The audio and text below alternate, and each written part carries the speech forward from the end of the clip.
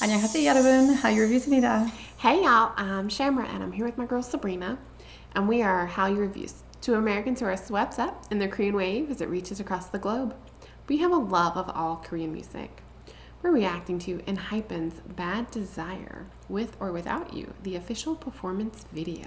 Yes. Cannot wait. It was recommended to us, both the MV and the performance video. We're just in the mood for kind of performance videos tonight. I don't know, we're kind of leaning in that direction.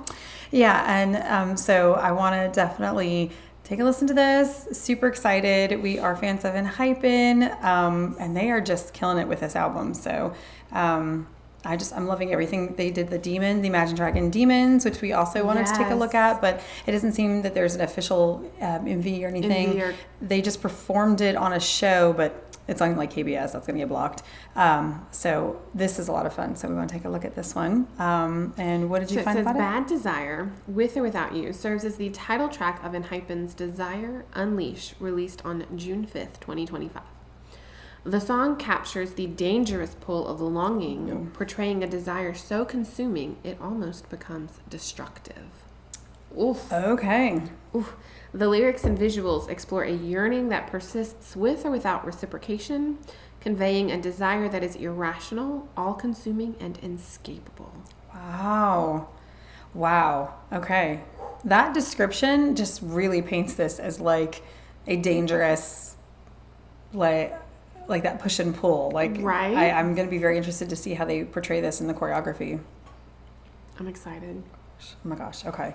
And we know that ENHYPEN is just a group of phenomenal dancers, and so I think no matter what they do, it's going to be amazing, but I cannot wait to see this. That's true, but do they pull in the vampire theme with this one? I don't know. So from just the thumbnail, it's really dark. From what I could tell from just the little snippet I watched, it looks like it's just them, no backup dancers, and that it's just dark on dark. Ooh. And I think there are hints of red. So I would say yes. And then with the desire unleashed, I mean, that feels very supernatural as well. So I don't know. I'm not even sure we ever actually figured out the full sort of lore. But without further ado, let's take a look at Bad Desire. Okay. All right. I'm already look of desperation almost. Yeah. So, okay. Make sure it's the lights beginning. Okay. Here we go. Oh, I was totally wrong. There are backup dancers. Oh.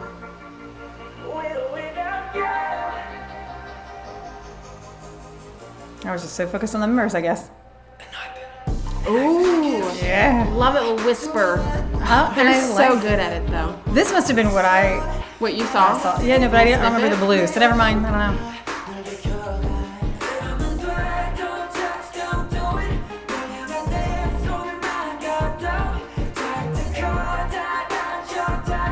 I swear, if Nikki ever colors his hair, I'm gonna cry. Where the dances come from? Blonde is so his color.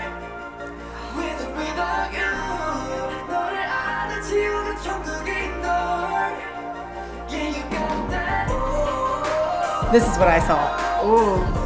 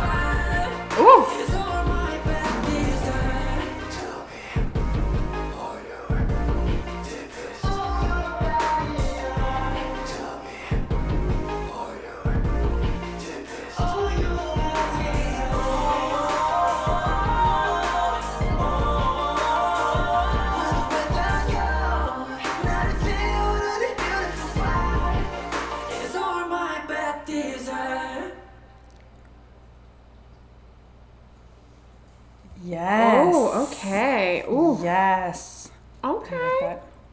I liked so many things about that. Vocally, I really liked it, and I feel like you had a really good showcase of like their voices. Yes.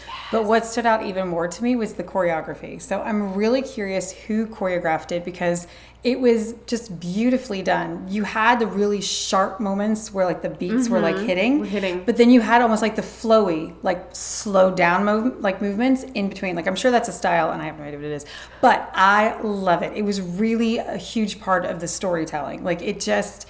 I loved like whatever was going on, like where you had the backup dancers like appearing kind of out of nowhere, like they were there, they weren't there, and then like the colors, so it was like all in that same room. But I think that's almost like the same like push and pull, like you're fighting with yourself, and so they were there sometimes, but then they weren't there other times. And they weren't there. Okay, I see that.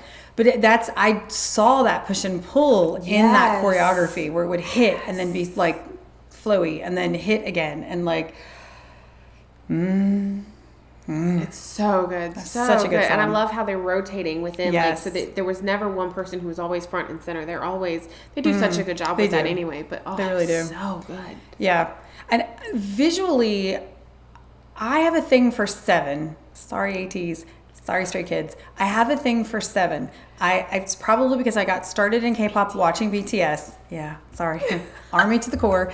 And so I love watching ENHYPEN dance as well, because they have the 7 members, and so it feels very, I'll use my tween daughter's words, very satisfying to visually watch them dance, because it all feels complete. Like there are no holes, nobody's being covered up. It's a total W. That's a win. But you know, like it's very satisfying for me visually, and they are all such amazing dancers that like I know like Nikki is phenomenal and just like a protege, I think, in his dancing abilities, but they do a really good job. Like they'll show him, like showcase, but he does a really good job blending in with everyone. So it's not like they have a phenomenal dancer and then there's everybody else. You know, like they're just all really, really good as well. That probably helps. Like T.O.P. Poor T.O.P. Yes, if you are fans of Big Bang, you know that T.O.P. is lovingly referred to as the best dancer, main dancer. No, he's the main dancer. Excuse me, main dancer of Big Bang. But anyway, my point is, ENHYPEN is not like that. Like they're just so skillful, and they tell their story from start to finish. They remind me a lot of TXT. Like they really do. Yeah. In their like storytelling abilities, and then like the choreography. I mean, I love to watch Hyunjin dance. Like he's just phenomenal, and Subin too. Like the two of them together, like they're just a very dynamic like pairing, because they're pretty opposite of each other. Whereas when you watch ENHYPEN, I know their personalities are sort of like all over the place, and I love that about them. But their cohesiveness, like TXT, when they're together, like that cohesiveness just locks in, and you see that so much with ENHYPEN. I mean, I could watch them all day. They're phenomenal. I could watch them all day too, but I really want to know what's on the back of their sweatshirt. Oh, on what they were wearing? Like, yeah, I don't know. On the front it had like the cross, which totally like it felt like a cross, like almost like a Celtic cross almost. Okay. Which totally fits in with their lore, but then there was like a red wording going across the back of the hoodie, and I couldn't I didn't quite make out like what it was. Yeah. But my like detailed brain was like, ooh, what is that? I want to know. Yeah, you do notice those little details a lot. And so I'm interested to see if anyone knows like what's on the back of the hoodie or what's on the back of their sweatshirt, if they could share. Also, so I just watched their Coachella like behind the scenes stuff, which was really good. It was a lot of fun to take a look at that, because they were like the second male K-pop boy group, whatever, at Coachella. And so it was really cool after we watched all the AT stuff to then like take a look at the ENHYPEN. So if anybody wants us to take a look at that and react to it on the channel, let us know. But it was really, for my own personal information, I wanted to take a look at it and see kind of like how they prepared differently and like what their emphasis was. Because with that same level of nervousness kind of. Right, yeah. So, and with ATs, because they're all Korean, they really wanted to portray their Koreanness. And then with ENHYPEN, having members that are foreign members, like, or at least have some sort of foreign influence in some way, shape, or form, like it wasn't as important for them to just be like all Korean. And so their approach was a little different. And you know, even though I think of ATs as being a very global group, like one of the most global groups, it was interesting because seeing ENHYPEN, like they almost had a more global approach to it. It was very interesting.